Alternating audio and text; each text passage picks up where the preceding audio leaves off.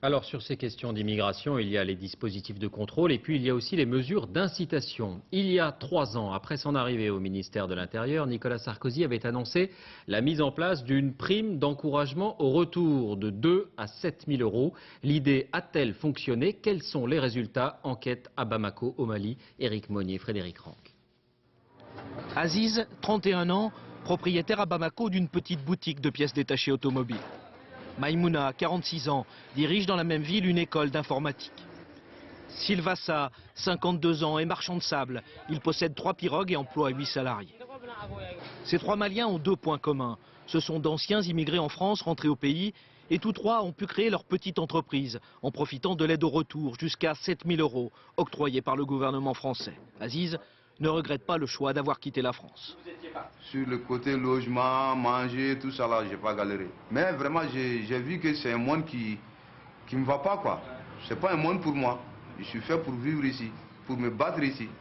Maïmouna a choisi l'informatique pour combler, dit-elle, le retard de son pays dans les nouvelles technologies. Ça me permet de vivre. Et vous avez des perspectives de développement? Oui, j'ai des perspectives de développement. Quant à Sylvassa, il juge que 7 000 euros, ce n'est pas assez. Pas assez, par exemple, pour s'offrir le camion qui lui permettrait de développer ses affaires. Chacun a ses petits soucis, mais globalement, ces 3 retours sont 3 succès. 3 succès en trompe-l'œil. Largement mise en avant à chaque visite d'un ministre français au Mali, l'aide au retour en réalité peine à s'imposer. Et même en dépit du doublement des sommes allouées. Seuls 120 Maliens l'auront sollicité l'an dernier, sur les 120 000 légalement ou illégalement installés en France. L'aide au retour n'est pas une arme efficace de lutte contre l'immigration. Non, l'objectif, ce n'est pas de faire rentrer les Maliens. L'objectif, c'est de faire rentrer les Maliens qui sont dans le besoin, de les faire rentrer dignement. C'est mieux que de voir tous les jours des gens menottés dans l'avion. Et puis faisons un petit calcul. Quand vous menottez quelqu'un, 2 gendarmes, le billet d'avion de celui qui est menotté, des 2 gendarmes et tout, faites un calcul, vous voyez qu'il vaudrait mieux développer cette aide au retour que de menotter les gens.